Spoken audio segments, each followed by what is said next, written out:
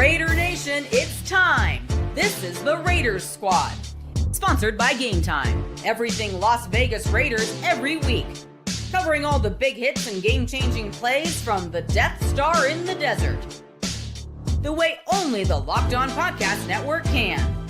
Commitment to excellence starts here. The Raiders Squad Show starts now. Hey, what's up, Raider Nation? Welcome back to the Raider Squad Show, a special edition because we're doing it Monday evening. Usually the show is Monday morning, 7:30 a.m., 10:30 Eastern time in the morning, and then we also do it on Thursdays. But tonight, very special, and why not? Because tons of news has come out. And before we get into all that, we just want to say thank you so much for rocking with the show, rocking with the channel. If you like the content, make sure to hit that like and subscribe button. You can also follow us on our social media channels. You can see in the description below the ways that you can connect with us as well on our personal social medias. And also you can find us on the audio side. So if you got a couple of minutes, make sure to leave a rate and review. That helps the channel grow. That helps the show grow. And why not give us a 5-star? Because Link and Q are on the show. So why wouldn't you, right? Guys, before we get started, because it's been a crazy day with tons of news coming out, how was your guys' weekend? And were you prepared for Monday to be, I guess, this much of a, I don't know, like Woj would drop bombs. Like so many bombs have been dropped. So how are you guys feeling? Link, we'll go with you first. Well, first of all, weekend was good. I hope you guys had a good weekend too. And I'm glad that it's over because the wait and see aspect going into the season could be driving nerve-wracking. I can't imagine being one of these guys and you don't know what your future holds, whether it's going to be on this team or you need to have your guy or your people, your agents get on the phone and try to track down another job. So there are a lot of things that are going on there in that instance, but just to be, it's nerve-wracking. So I'm glad we got some answers so we can push forward with the information we do know of. Yeah, no doubt. I'm just glad that they're getting closer and closer to the start of the regular season. And obviously this is all part of the roster building for Pete Carroll and John Spytek. We have a lot of stuff that we'll be talking about. Glad that the preseason is over. And I'll tell you, Link, man, I was dying at the end, man. At the end of that post-game show. You weren't the only one. Saturday night, brother. I was like, okay, we're almost done with this bad boy. Let's get this thing going. Because, man, it was, as you know, it was a late night. And glad that the preseason's over. Glad that it's time for the rosters to make shape and start getting into some real football, which will happen not this week, but next week.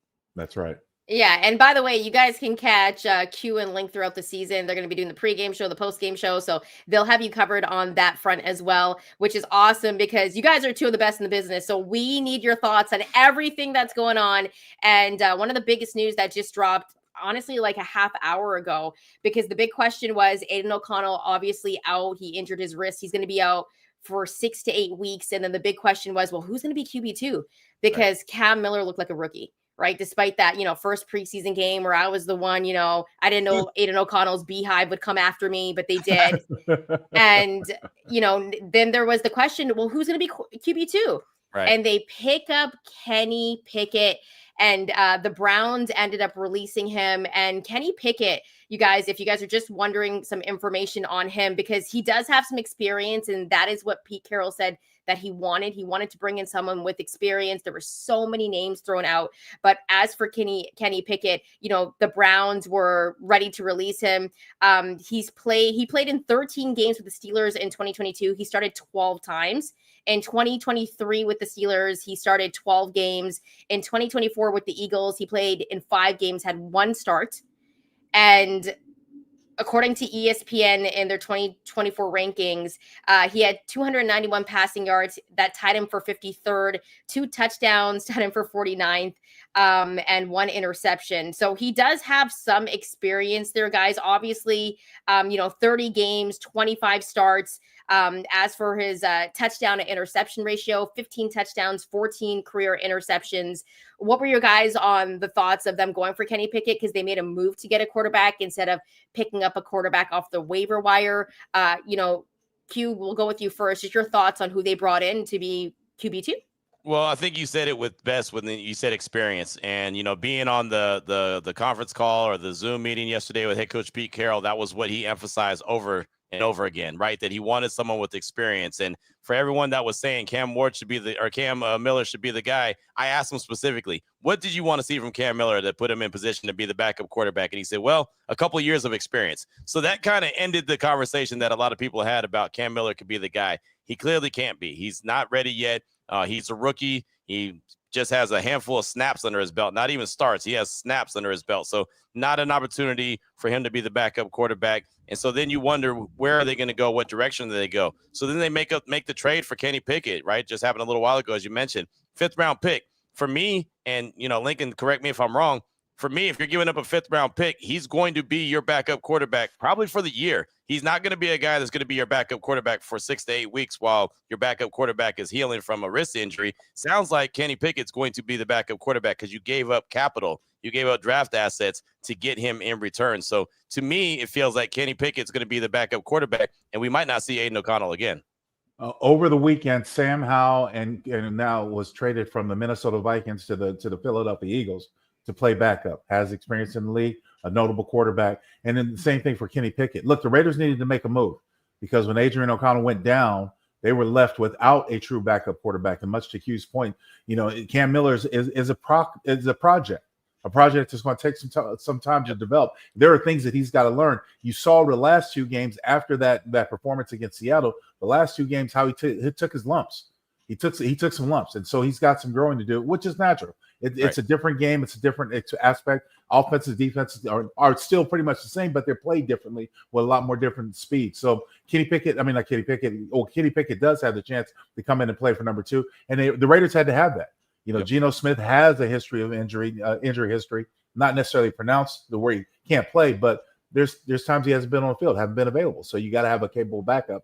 And without that, what I was most surprised with, and I know we'll have a reflection moment of the game, what I was most surprised with is that, and I know it's in the past, but they didn't let Aidan O'Connell go with the one offensive line. Yep.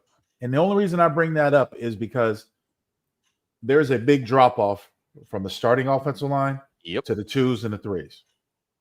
Okay.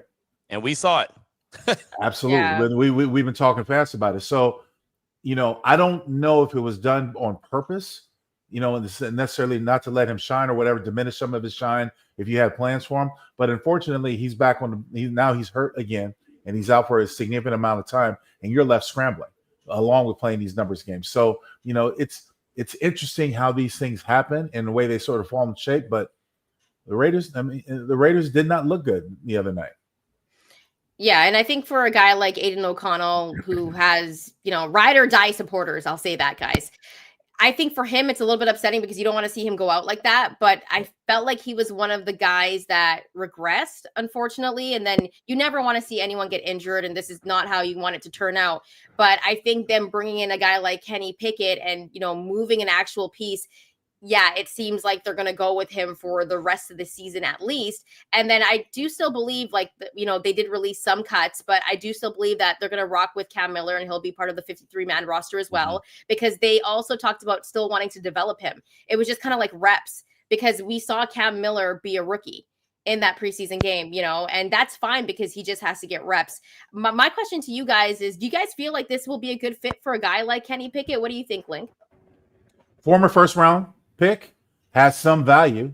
I've never really watched him close enough because I thought that sometimes when you throw rookies into the fire, they either make it or they cook, they burn up. And so it's the deliberation, the jury is out on Kenny Pickett to me, but he's with his 4th team in 3 years, right? Or whatever. Tells you a lot. Yeah, exactly. Yeah, tells you a lot. What I don't like about Kenny Pickett, and maybe not like is the wrong way to word it, but when they decided to bring in Russell Wilson to the Pittsburgh Steelers, he asked for a trade instead of saying, hey, man, okay, they're bringing this guy in. This guy's got a history of being injured. I can battle it out. I'll be ready when my number's called, right? Instead of pulling your best Aidan O'Connell impersonation, he asked for a trade. I'm not a big fan of that personally. Again, it's just me, my preference. I rather a guy that, okay, he was a former first-round pick of the Steelers, so unless they told him behind closed doors, hey, there ain't no room for you here, I thought he should have battled it out with Russell Wilson. And you saw what happened. He got injured right away. I would have liked to seen that fight from him just to know what he's kind of made of, instead of just, hey, I want to trade, get me out of here. And then he went to Philadelphia and backed up Jalen Hurts. And you're not getting on the field unless it's in mop-up duty, or unless Jalen Hurts goes down. And, then he gets traded to Cleveland, and now he's traded to the Raiders. So he goes from traded from Pittsburgh to Philly, traded from Philly to Cleveland, now traded from Cleveland to the Raiders. I mean, I think he's going to be a glorified backup throughout the course of his career. The good thing that he has going for him is that he does have that experience, but as far as I'm concerned, that's what he has going for him, is experience. It's not a whole lot of great play. I think the last time that the Raiders played the Steelers and he was the quarterback, the Raiders actually should have won that game. I think that was Derek Carr's last game with the Raiders, where there was about 3 degrees out there and it was freezing cold. Yes, I remember. My bad. Didn't mean to bring up. No, it's all right. It's all right. No. It's all right. But here's the thing: because the Raiders are scrambling, that Geno Smith is your starter, but you got to have someone just in case, obviously, right? Yep. And it's better to have someone who's experienced rather than someone who's raw. And I think that's what you're approaching right here. Who knows whether or not Aidan O'Connell ever surfaces back in a Raider uniform? I just think that for what it's worth, I think he's capable. I think he struggled at things, but also, for what it's worth, I don't think he ever felt comfortable.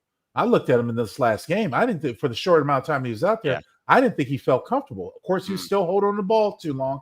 Again, these are emotions that are going to be either flushed out or they're going to do you in.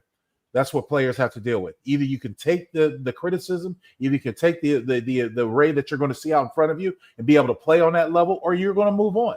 Right. Aidan O'Connell will still fetch a value. Somebody will like him too in the other scouting departments. It might give you something for him if that's what you want to see, but you got to have a capable backup. And for what it's worth, before the waiver wire went, where you had a bunch of teams scrambling for guys, before that happened, the Raiders made a play and gave up a 5th round pick, which is not really that big. So the question for you guys that I have is, are you guys feeling more confident with the quarterback room? Like, there was a lot of quarterbacks that could have been available, and they went with someone that I wasn't even thinking they were going to go with, to be honest with you. I thought they'd go for a guy like Tyler Huntley. And I thought if they were going to move a piece, go for a guy like Marcus Mariota, who's already been in the silver and black, has the experience with Chip Kelly. So this was kind of like left field for me, to be honest with you. What were your guys' thoughts, though? Well, I'm interested. Why were you so intrigued by Huntley? Because I think the fact that he's also a mobile quarterback. Okay. And he does have the experience. He's a young guy. And then putting him behind Geno, like, one of Geno's best qualities is actually what he does off the field as a leader. Mm-hmm. That's one of his best qualities. Like, if you actually look at what he did in Seattle, like, he really had that locker room, right? Mm-hmm. And I think being behind a guy like Geno is so important for a young quarterback. And a guy like Tyler Huntley, like, he's not going to wow you, but you can also use him as a mobile quarterback. He was great in college at that. No, right? He was. So, I covered him at Utah. There's no doubt about it. But the thing is that sometimes with running quarterbacks, that's the first thing that pops in their mind when their reads are down. Yeah. And that you run a risk of getting injured there. You know what I mean? And that's my only issue. And besides that, there's a lot of times where offensive coordinators, when they have mobile quarterbacks, will instill plays for them, which are different than what your other plays. For example, you would not have a Joe Flacco of the Browns doing the same thing as Shedeur Sanders. Yeah. It's a different skill set, different approach, different accuracy levels and stuff like that. So, and that's what I'm talking about. So you don't want to get into where you're creating too many game plans. If you get somebody on the free agent wire or you trade for somebody, you much rather want them closer to what you have right now. So that way you keep everything the same and not having to create a whole new game plan for a specialized player. Yeah. No, and see, for me, Snoop Huntley was one of the guys I was looking at as well because he was available. I didn't know if the Raiders were going to be willing to trade for someone. I didn't know how invested they were in that backup quarterback position, not named Aidan O'Connell. Again, when I see that you're giving up a 5th round pick, and I know that it's not a super high pick, but it's still a 5th round pick. It's still Nate Hobbs. It's still Hunter Renfrow. It's still Richard Sherman. It's still, those are notable 5th round picks. It's still a guy like that. To me, it lets me feel like at least that the plan is not for Aidan O'Connell to rehab and come back and get his backup quarterback spot back. It means that Kenny Pickett's going to be your backup quarterback. I could be reading it completely wrong, and if I am, that's okay. But that's what it says to me, that, hey, this guy is going to be your backup quarterback. You give something up for this guy and not just pick up a guy that was available. Like I said, it tells me a little something. So that's why I feel like Aidan O'Connell's days are probably numbered with the Raiders now that they make this move.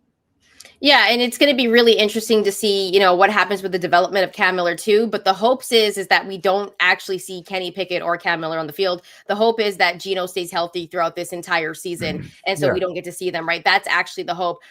Any final thoughts, you guys, before we take a break and get into the next segment, because we still got a lot more to talk about. Yeah, got a lot to get to. No, I mean, just, it's funny just covering this team and being around this team and being a fan of this team. It always sees, and it seems like, Lincoln, and you could tell me, the last preseason game and the first regular season game, there's always something going on with the silver and black. Yes. Always something going on. No doubt. You're absolutely right.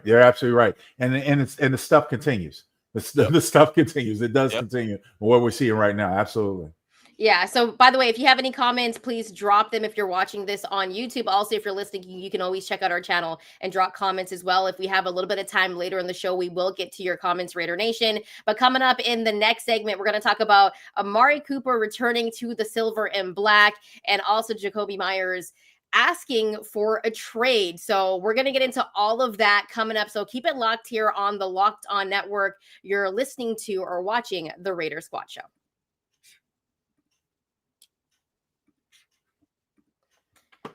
Guys, you probably heard of Viagra or Cialis. Maybe you've even tried them. But if you're looking for something beyond the usual pill, it's time to meet Rugiet Ready. Rugiet Ready is a next-gen prescription treatment designed to amplify arousal in the brain and boost blood flow. Unlike the usual pills that can take hours, Rugiet's 3-in-1 formula dissolves under your tongue and kicks in fast, on average in 15 minutes. Effects can last up to 36 hours, so you can stay confident and in control when the moment is right. And you can even read the real customer reviews on their site. It's helping a lot of people feel more confident and present in the moment. And of course, you want the real customer reviews. Head to Rugiet.com/LockedOnNFL and use code LockedOnNFL to get 15% off today. That's RUGIET.com/LockedOnNFL and use promo code LockedOnNFL for 15% off. Individual results may vary with prescription treatment. Compounded drugs are permitted to be prescribed under federal law, but are not FDA approved and do not undergo FDA safety, effectiveness, or manufacturing review. Please visit the Rugiet website for full safety information. Welcome back, Raider Nation. Remember, if you like the content, hit that like and subscribe button because it helps the channel grow. Also, we have an important request. Locked On wants to hear from you. We put together a survey to learn more about our listeners and make your favorite podcast even better. This is your chance to tell us what you like, what you don't like, and answer questions about our advertising. Go to lockedonpodcast.com/survey to get started. Everyone who completes a survey will be entered for a chance to win one of 10 $100 Amazon gift cards. Again, that's lockedonpodcast.com/survey. You can also find the link in the show notes. Thanks for helping us out. All right, guys. So some moves obviously have been made. We talked about the wide receiver group. We even talked about this. We talked about if the Raiders should go out and bring back Amari Cooper, and they decided to do that on a 1-year deal. They bring him back. And this came after the news that Jakobi Meyers had requested a trade. Link, your thoughts on just what's kind of happened within, the last 3 hours or so. I remember when the Raiders first drafted him out of Alabama, the 4th overall pick in the draft. And I remember seeing him come in and had high expectations. Finally thought we would receive a good route running receiver that could stretch the field. And we haven't necessarily had that, over in him. Ruggs was drafted years later, but you hadn't really had that. And so when you look at Jakobi Meyers and you see the contract situation sort of float around there, like, okay, I'm taking myself into that room and into his thought pattern that if I'm going to be the number one guy, I want to be paid like the number one guy. And there's coaches who are doubting whether or not he can be the number one guy. More importantly, it's like, okay, if he's not here, we can't sign him. We can't come to terms. We've got to cover our asses and bring somebody else in. So you bring in a big name. Now, I'm not overly ecstatic about it because I do believe that at a time that when he was in Oakland, reading his body language and being around him, I didn't think he really wanted to be there. I didn't think he really liked being there. I thought he was looking to do something else after his first contract. Now, it could have been the coaching staff. It could have been the situation, whatever. But he's been a little bit of a journeyman around the league now since that time, since he left Oakland and went to Dallas and so on, his career. But for me, it's an opportunity to put him back into a Raider uniform. He can work magic. He's more than capable of a receiver, especially if you get him in space of making people miss and being able to take it to the house. So that's that big strike play. But because it is such a young overall receiver room, and if Jakobi Meyers isn't there, and we're not saying that he's not, but if he isn't there or this contract situation decides to hold him up to the regular season, I think it's valuable to bring in a backup and on a 1-year deal, which is exactly the only way I would want to see it, because you're not overly paying for it to get him. And I think that's what you had to worry about in the first time when the possibility during free agency would come up. Yeah, that's the thing with me. I didn't think that the Raiders needed to go out and get a veteran wide receiver, because they did have Jakobi Meyers. They do have Jakobi Meyers, and they have Brock Bowers as well, and those are the top 2 targets. Then you've got the emergence of Big Mike. You've got, Thornton and Besh, who are rookies that they can allow them to emerge. But clearly they wanted to bring a veteran wide receiver into the room. Make no mistake about it, he is not a replacement for Jakobi Meyers at all. His production is not equivalent to what Jakobi Meyers does.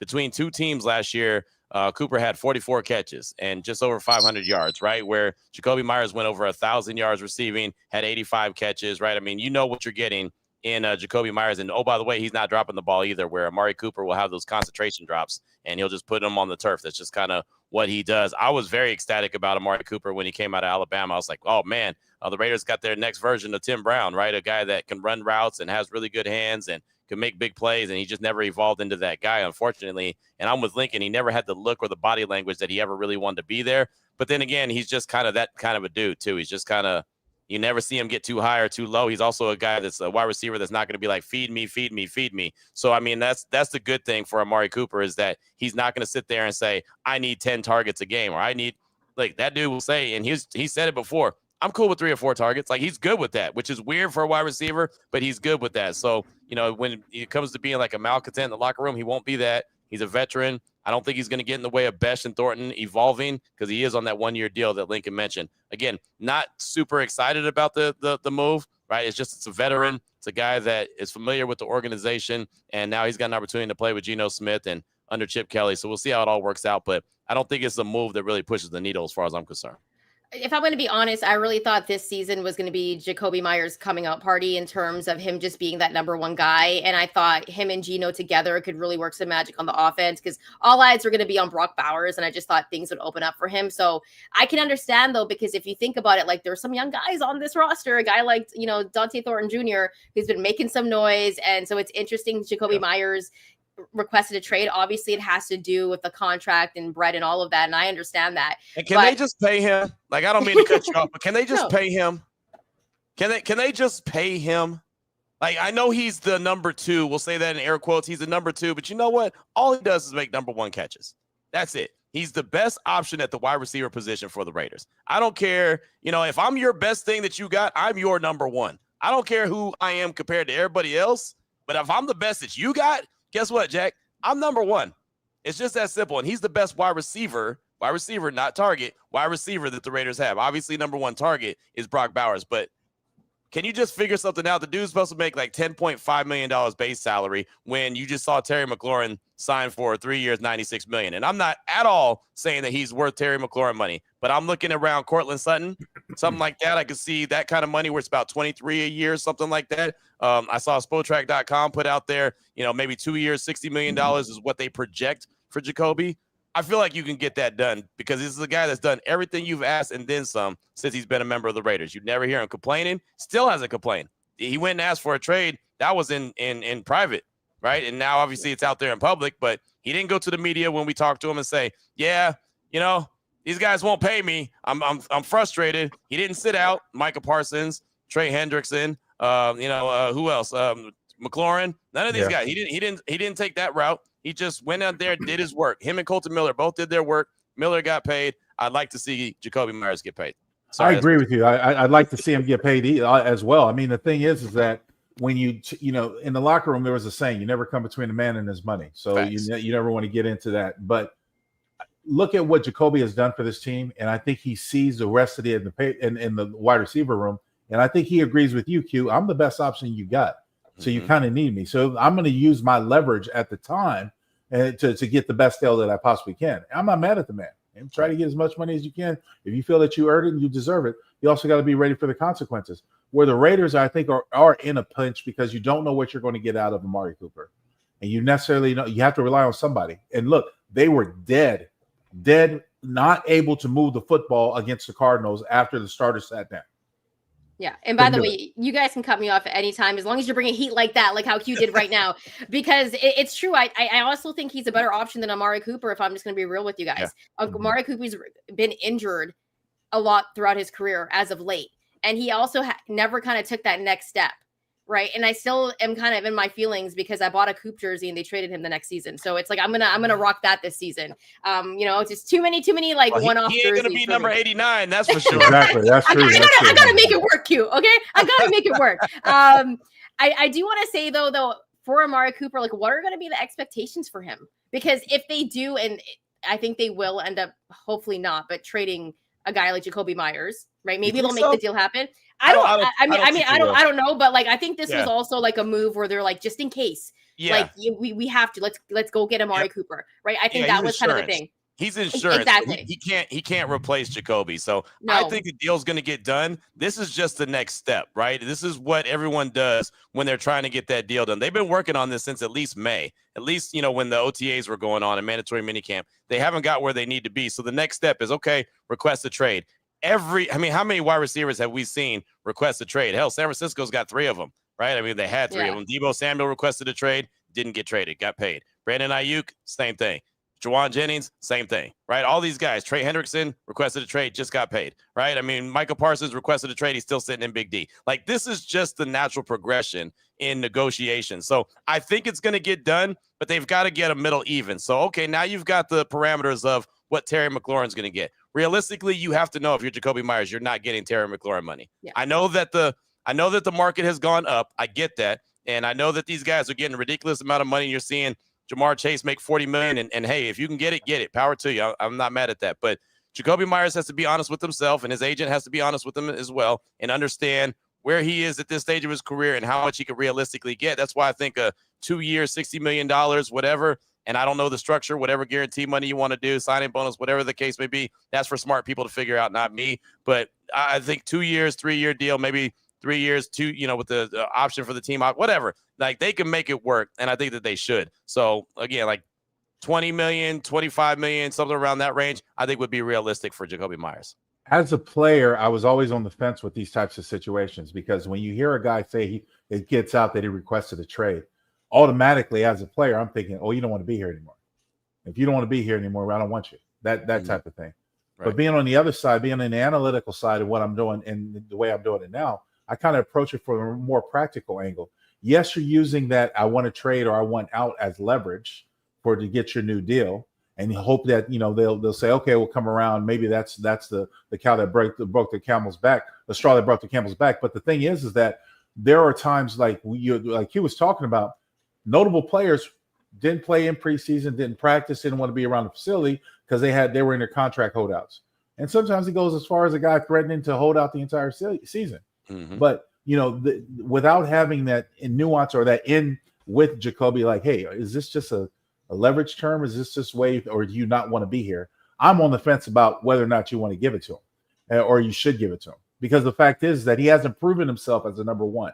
So I can only believe that most general managers are looking at it as a number 2, and we're not going to spend $35 million a year on a number 2 receiver. For sure. Yeah. You see what I'm saying? So when it comes to Amari Cooper, Amari's got to show that he wants to be here, and Amari's got to show that he's grown since the last time he was in a Raider uniform, because there were a lot of times that he did not have the catch radius that, say, Jakobi Meyers does.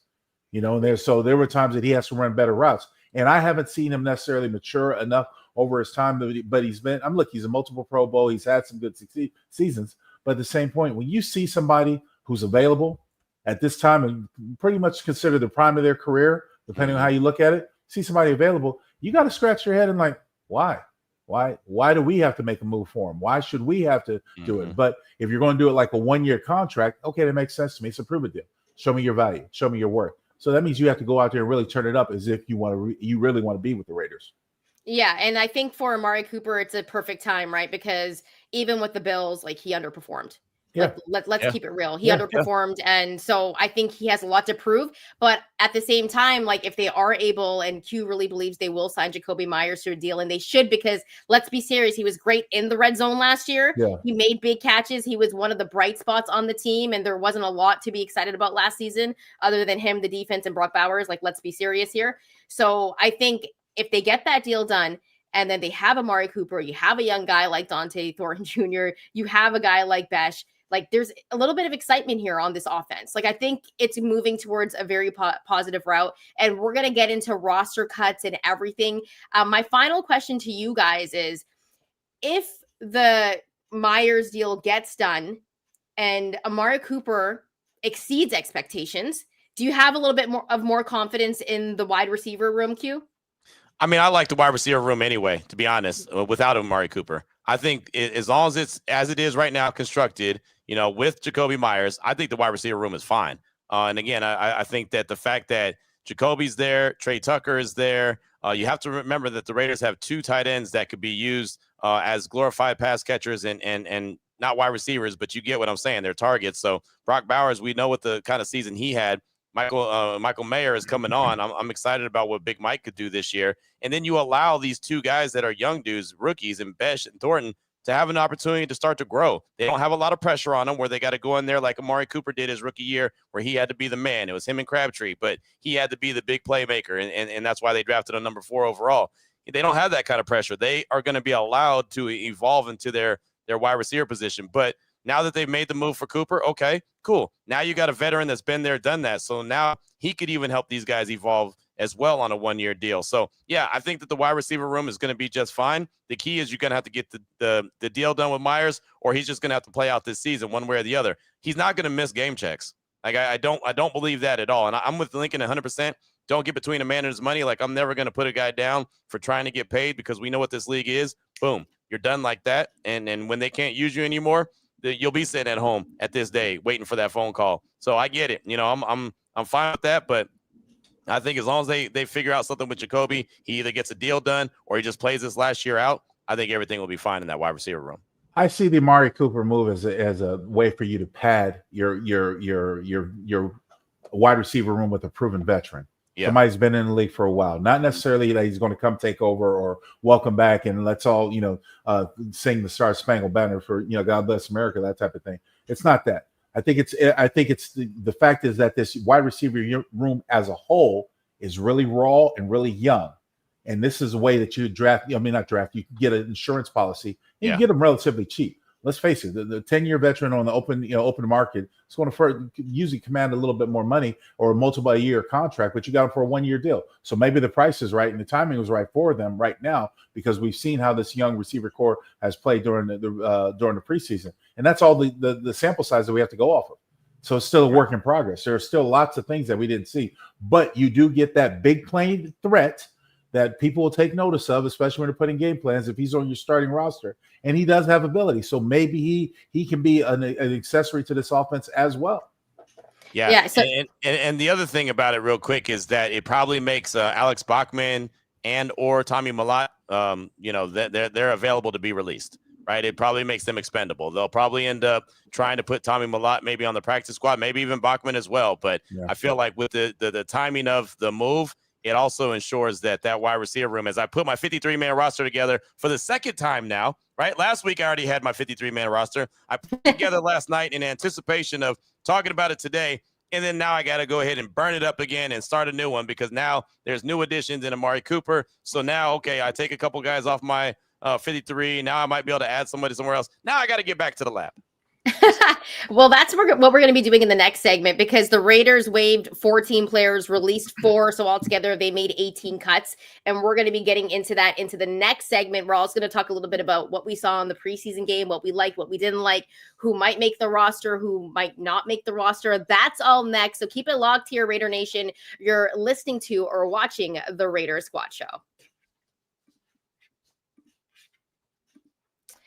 This episode is presented by Yahoo Fantasy. The NFL season is right around the corner and you can feel the buzz. Fantasy football season is here. Everyone's researching, drafting, and building their championship squads. If you haven't joined a league yet, now it's time and it's all happening on Yahoo Fantasy. This year, I'm playing on fantasy football on Yahoo Fantasy, and you should too, whether you're a first timer or a veteran creating your own millionth league. Now, they have a bunch of different leagues. I like the classic drafts, and I actually love the interface, just like how it looks, how the app looks. It's really easy to use, especially if you want to do mock drafts. With this offer, the NFL season kicks off September 4th.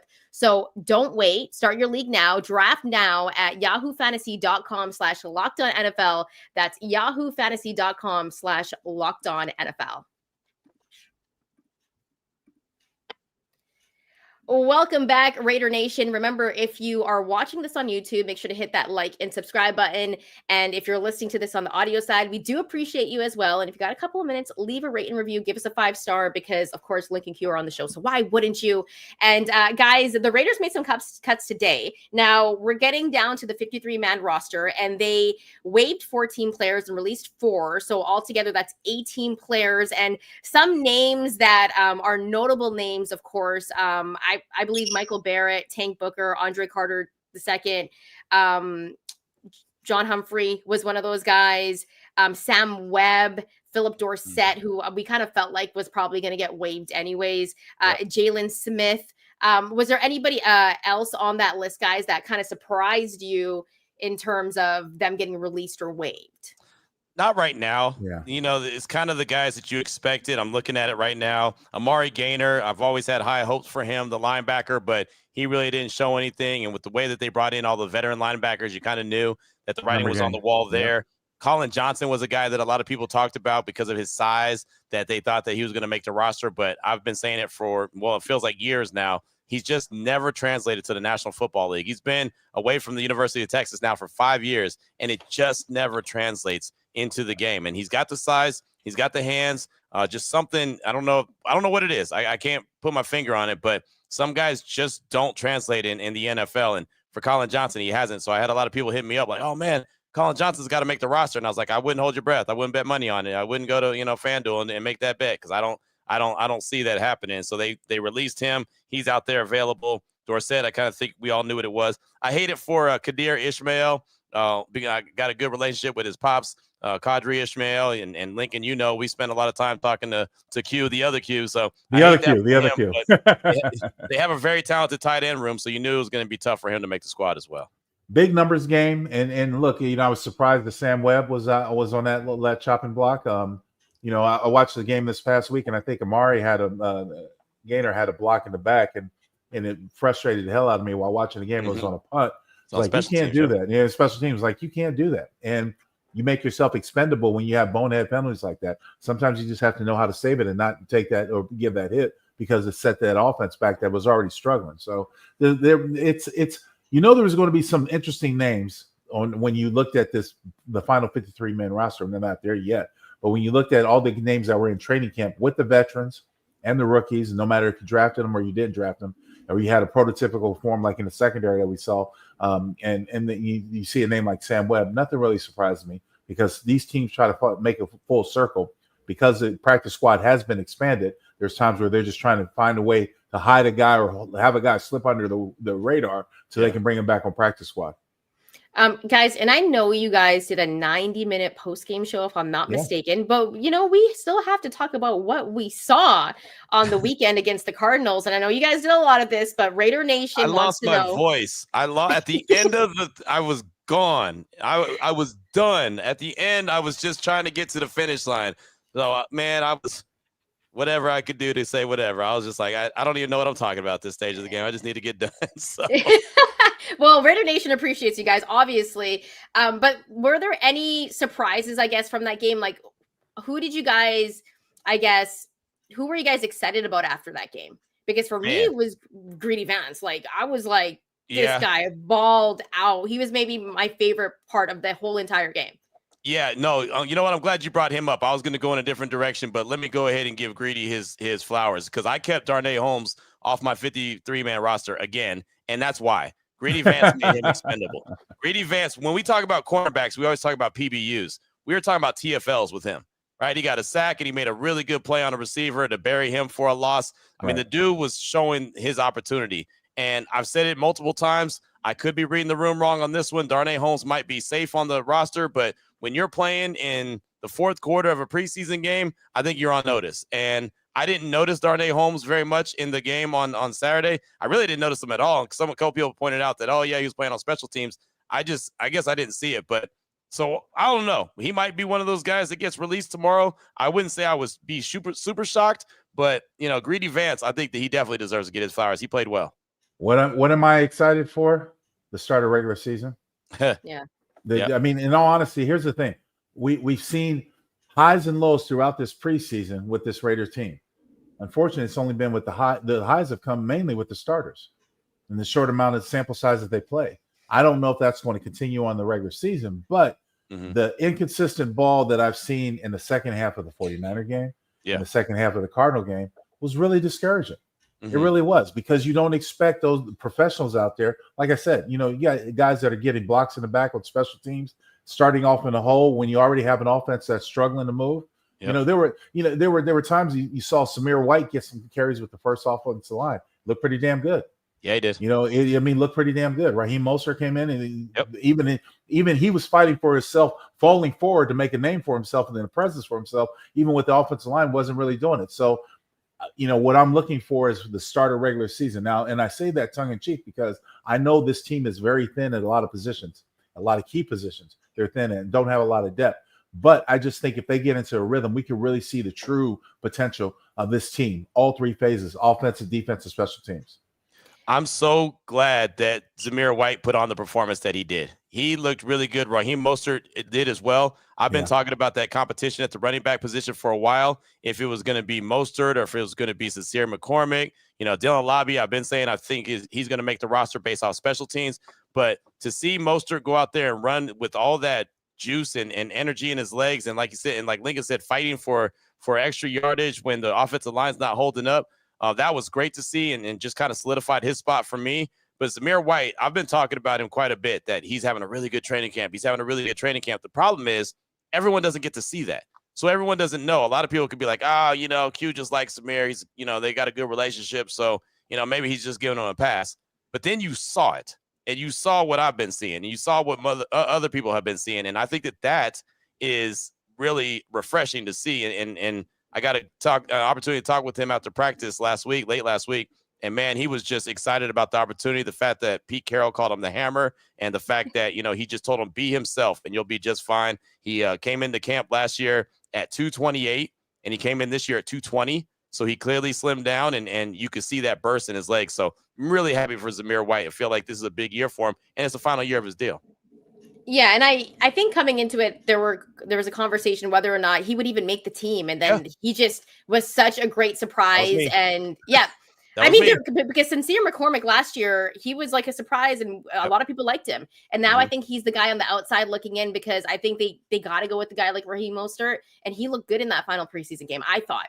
And so I really like the running back room for the Raiders this season. I'm really hype on them. But you guys, we have to talk a little bit about the guys that regressed. And there were a few of them. And for me, one of them was Munford. Munford. Why, did you just read my mind right now? Okay, so here's the thing. I don't think I was hating on Aidan O'Connell, but I do feel like sometimes it was Mumford's fault in terms of the mistakes that AOC made. Right. And that's why, a lot of Raider Nation was like, he didn't play with the ones. But Munford was one of those guys that I feel like regressed and didn't get better. Like, Link, what were your thoughts on his development? We definitely regress. And it could be the fact is that, one, you go into take a game lightly, you don't take your opponent seriously, and you want to play haphazardly or just, short, like just to get through it. It could be anything that's going through it. I saw better performances out of Thayer in the past. But he got exposed. He got exposed quite a few times. And, of course, the sack for the fumble came up with, which was big. He's got to learn how to play through it and play better all the time, because I envisioned him as the swing tackle for this team. Yeah. Now, I don't know. I really don't. After that, taking a step back, has the pressure gotten to him, the fact that he has someone in his position, DJ Glaze, looking pretty strong, pretty steady, and not really getting a whole lot of playing time. But that second offensive line group did not look good. Neither did the third one. So it was not a good night for him. That's why I'm saying I can't wait for the regular season to start. Right. And the good thing is that if a guy from the second or even third team has to go in, depending on who they keep, obviously, they're not going to it's not all going to be a complete shift change. Like, okay, all the twos are in now. Like that's not going to happen. Right. If a guy has to go down and someone else steps in, that'll be one thing. Like if a Mumford steps in and maybe he's better at that position. Hell, maybe he's better at guard. I don't know. But he did not look good for one reason or the other on Saturday night. And Link, I'll ask you, I don't think that anybody can afford on this team to go in and be like, oh, this game doesn't matter. It's just a third preseason game. Not with this staff, right? I mean, I get it. Like Max Crosby's not going to get released. Geno Smith, Ashton Genty, like we get that. But for the most part, these guys all, if they're going to play, they have to go out there and really play and put it on there, not knowing how long they're going to go for, how many reps they're going to get. But this staff wants to see you go full speed. You say it all the time. Go full speed. You can correct mistakes. You can't afford, if you're Thayer Munford in the last year of your deal, a former 7th-round pick that has never really found a home, right? Whether it's the swing tackle position, going in when they go big with six offensive linemen, right? He had a chance to be the right tackle, and then he lost it in training camp when he got injured. Like, for one reason or the other, it hasn't worked out for Thayer Munford. I don't feel like he can go into a game and be like, it's just a third preseason game. We're just going to hurry up and go, get up out of here and go back and get back to Vegas. I just don't think he can afford that. Well, I agree with you, the Q. And here's the thing. I will say this. Thayer Munford's rookie year, I thought he showed some signs of promise. Okay, he might have a thing. He's regressed a little bit, especially against speed rushers. He's not as quick-footed as I thought he was, especially when an open-ended tackle. So that's my greatest concern. If you do have him as a swing tackle, if one of the starting tackles goes down, they're just going to use speed rushers on him. Yeah. And that's the way you're going to get to the quarterback. So then that becomes a liability rather than an asset going forward. And of course, it's anyone's guess when these guys are preparing, because if you're not in the locker room, you're not privileged to just getting to know them, being around them, seeing how their mannerisms are, seeing what type of their thought process is as they're getting ready for games. It's hard to really assess whether or not they were ready for this game. But there were a lot of penalties. There were a lot of weaknesses. There was a lot of bad plays that was being exposed in that game against the Cardinals, and it shouldn't have been.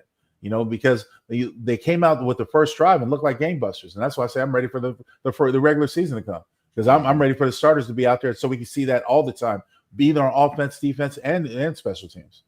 Yeah, I feel like after the Super Bowl, I wait all year for the draft. And then after the draft, I wait for preseason.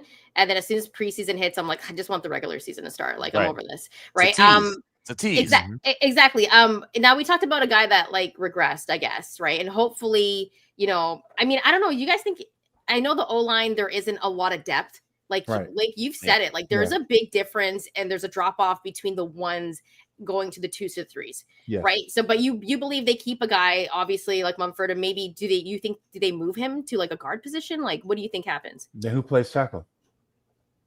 Yeah. No depth. Right. So it's almost too late to speculate or who's going to be, if Thayer moves into guard, which he's played it before. I think he probably could be in a big body, but then who's your swing tackle if your tackle goes down? Do you go out and address it? Because for what it's worth, Grant is still too young.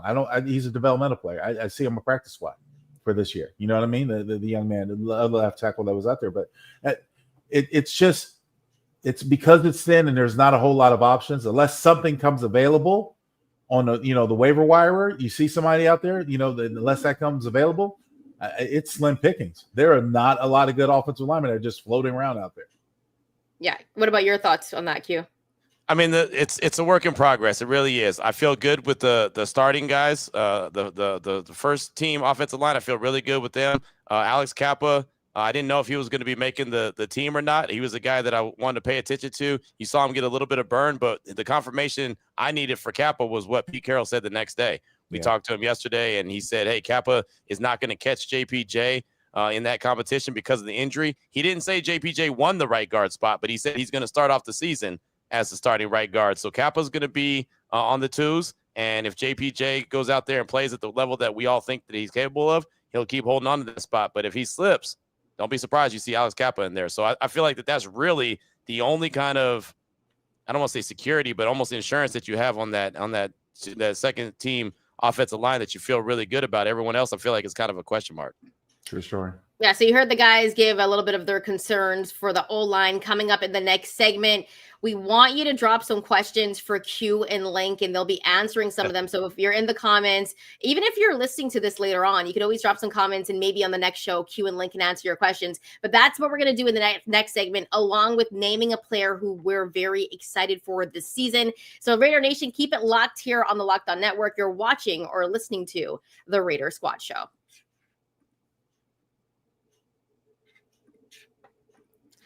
August 26th is officially FanDuel Futures Day, a brand new holiday for football fans who live for bold predictions and preseason hunches. For just 24 hours, FanDuel is giving you deals on NFL season predictions. So whether you're calling your MVP, eyeing a long shot division winner, or ready to crown your Super Bowl champ for week 1, this is your moment. So listen, if you think the Raiders are going to win the division, I'm guaranteeing you the odds will be crazy right now. So I would place my money on it right now. Visit the FanDuel app today and start planning your futures bets now, because Futures Day is one day and only one day.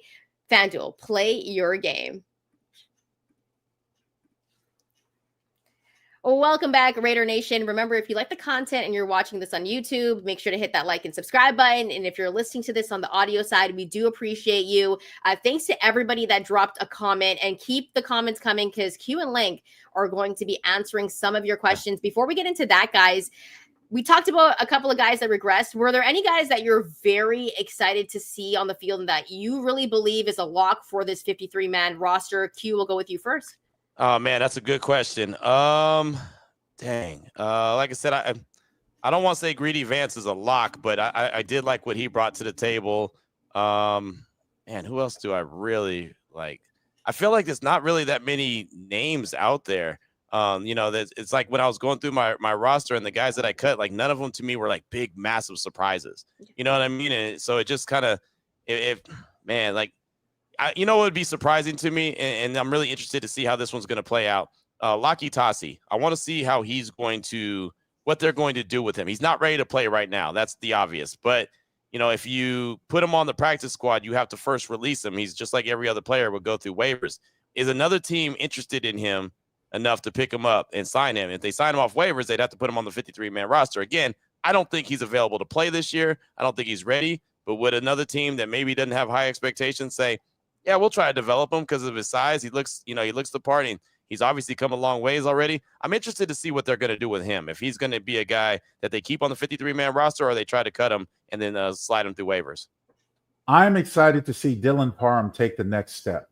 I want to see him take the next step. I want to see him step into that realm of consistency an offensive lineman is graded upon. I want to see him make the most of that. And I'm also looking forward to see Michael Mayer to step out from the shadow of Brock Bowers, do his own thing. And I've seen spots of it, but again, there's only one football. So there's a lot of times he has to be the one that comes open and finds himself open, and nobody's suspecting. But I'm expecting high expectations out of him, because look, this man has been through so much on and off the field. And I think he gets overlooked or gets passed by Brock Bowers, which is a tremendous talent. But just imagine if you had not only Brock Bowers, but you had a capable Michael Mayer as part of your offense. And a viable threat to your offense. Yep. Just think about the possibilities. And Michael Mayer has done so much better with his run blocking. Mm-hmm. He's an asset in that realm, which is beautiful. They can now stretch the field. I love that. But I just would like to see him have that breakout year. I think he's earned it, and he definitely deserves it. You know what? Can we put some respect on Tyree Wilson's name? Can we give Tyree Wilson some flowers? Good one, Carl. Can we give Tyree Wilson some flowers? This dude was playing his tail off on Saturday. Mm-hmm. He was living in the backfield. I know there's one play he'd like to have back, but I mean, he was there to make plays. You saw him flying in, doing his Max Crosby impersonation, flying across the line, trying to make a tackle. Tyree has caught a lot of crap from everyone, including myself, about where he's been so far since he was drafted as number 7 overall. But man, he's playing, and he's going to have an opportunity to play outside and inside this year. So yeah, let's give him a little bit of props and hope that he continues to evolve, because again, this is a big year for him. They're going to have to make a decision on a 5th-year option pretty soon, at the end of this year. And it would be really a good step in the right direction for Tyree and the Raiders in general if he could be that guy. Yeah. Yeah. For me, guys, I got to go with Charles Snowden. I think he was very impressive. And like they're calling him the snowman. Maybe they should come out with something similar to the Jeezy shirts, because they could sell those. But I thought he was very impressive. And I think he kind of exceeded his expectations. So I'm excited for him. And also Jamal Adams, because he hasn't necessarily ever played linebacker.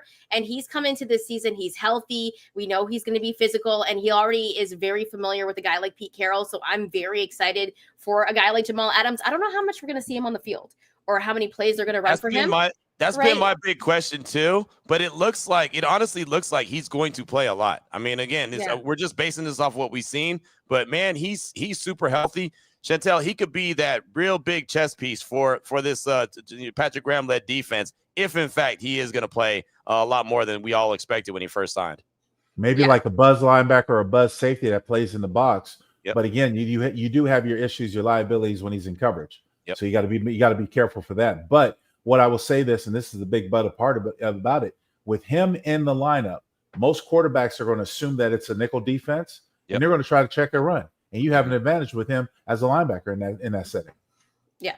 Guys, let's get to Raider Nation's comments and questions because they got a ton for you. This one coming from Sean Shepard Jr. My question for you guys is, do you think the brass saw this coming? I mean, they drafted Besh, who is basically Jakobi Meyers. Q, any thoughts on that? No, I think so. I don't think there's anything that this staff and front office has done that's not intentional. I think that they all knew, looking at the roster when John Spytek and company took over, who was, who needed a contract extension, who didn't, who was going into the last year of their deal, who their priorities were and who weren't, right? I mean, remember, John Spytek comes from Tampa Bay. That's the Jason Light tree. And most of the time, they let guys wait. They don't really sign guys immediately. And Spytek has signed guys like a Max Crosby, like a Colton Miller, like a AJ Cole, like a Isaiah Polamalu. So, I mean, he has signed some guys and didn't make them wait. But other guys like Daniel Cash Money Carlson, like we're not talking about him either. He's in the last year of his deal too. So I'm sure he's looking for an extension. So I do think that they did that knowing that there could be a chance that Jacoby's not around, just like they did with Christian Wilkins. They knew there's a chance that he wasn't going to play, and they went out and drafted not one but two guys at the defensive tackle position. Yeah, it makes sense to me. I mean, usually when you have some certain guys on the staff and you don't know if you're going to be able to keep them, not the staff but on the roster, you don't know if you're going to be able to keep them, or it might not necessarily work out. A lot of times you see someone who's very similar in the college ranks and be like, okay, well, maybe just give you a second coming, and maybe it's a better fit for you to draft a young player. But a lot of times these young guys coming out of college, especially on the specialist positions, need to develop. They need to learn how to play on the speed and in the NFL. It's not easy to come by and to do. Yeah, let's go over to David, who says, what possible players do you think will become available to add to our roster after league-wide cutdowns? That's a tough one. That's a tough one. Yeah. 1,100 dudes will be available. Without being specific, I mean, we would literally have to watch every game in practice throughout for every team. I mean, you can't possibly imagine.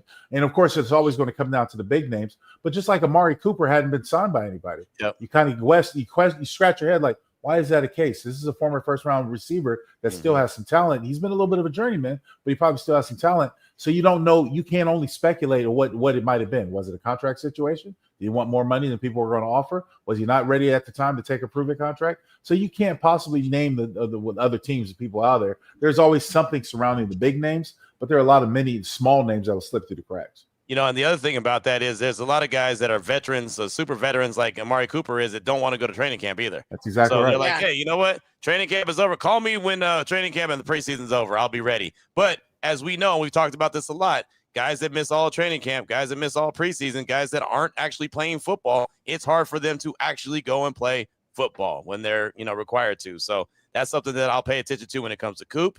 Trey Hendrickson in Cincinnati, right? Terry McLaurin in Washington. Like all these guys that haven't done a whole lot of anything except for train on their own. It's one thing to train on your own. It's another thing to actually do football, play football. It's a different thing. So something to pay attention to for sure. Let's go over to John Lincoln. Can you see this starting O-line being together for 5 years? Oh, that would do my heart so well. That would do my heart so good if I could see him play 3 years together. I'll take 3 years together. The same offensive line. You build any type of consistency that you can mix and match with a couple pieces here and there, but this offensive line has been trying to be acquired for years now, and we haven't seen any amount of consistency. So 5 years, John? Yes. 3 years, I would love it. Either way, I would get excited if they're able to play together for one season to start with, and then you build on that going in the future because you get to see over the season strengths, weaknesses, who can do what, who can do where, and you're able to build your offense around that. I would love to see some type of consistency on that offensive line. And there's actually a conversation going within this. So Top Beats, who is actually like a very big supporter of the show, says, what or who is still available that hasn't been picked up at quarterback do you think was better? And he's talking about Kenny Pickett, because Wentz got picked up, Dalton recently signed, nobody else worth a damn was available, bro. He was talking to 2 cents in this chat. But do you guys believe that Kenny Pickett was the best quarterback that was available? I mean, like in a sense where they actually traded a piece away for him, right? So it's not like he was on the waiver wire or something like that. Yeah, see, that's the thing, is that they gave up draft capital for him. So I think if you are willing to give up draft capital, there's probably a couple other guys that you could have got. I know people were talking about, like a Jameis Winston or a Drew Lock, but I don't know if these guys are even available, right? I mean, but if you're willing to give up some draft capital, that's one thing. As far as, Kenny Pickett, and you knew the situation in Cleveland, they have 4 quarterbacks, so you knew something was going to give, even though they swore up and down that they're willing to keep 4 quarterbacks. We knew that wasn't going to happen. That would be roster malfunction and roster, mismanagement or whatever the case may be. It's just bad business. So I think Kenny Pickett, again, we're talking about a backup quarterback. He's got experience. He fits he checks the box that Pete Carroll was looking for, a guy with experience. So he's got 25 career starts. So that's experience, similar to what Snoop Huntley has as 25 career starts. So that's really what I was looking for. I know a lot of people were talking about Dorian Thompson-Robinson because he played under Chip Kelly there at UCLA. But he doesn't really have any experience. He has 1 touchdown pass in his career and 10 interceptions. So that was an easy pass for me. And when it comes to DTR, I remember watching him at UCLA. I remember Chip Kelly creating offense specific for his strength set, and that's what I'm saying in the sense where I think that Kenny Pickett. Look, he's not the greatest thing that's out there since sliced bread, but I think that Kenny Pickett really shows you a true value of the sense of offense that you already have established with Geno Smith, rather than having to create something new for a new type of player, a new type of quarterback. You already have this established. So it fits the mold of what you need as an immediate backup. And he does have experience with it, which is invaluable. Yeah, and it was kind of fun to read some comments from Raider Nation there. Maybe we'll do that on the next show. Speaking of the next show, that's going to be Thursday, 7:30 a.m. Pacific time, 10:30 a.m. Eastern time if you're a Raiders fan on the East Coast. And we'll be back then. Remember, if you like the content, hit that like and subscribe button. Also, make sure to follow us on our social media channels. You'll see in the description below the ways that you can connect with us. We'll be back on Thursday, Raider Nation. Thanks so much for rocking out with us tonight. And we really do hope that you appreciated everything that Q and Link gave you today, because they broke down all of the news. So thanks so much, Raider Nation. We'll see you on Thursday.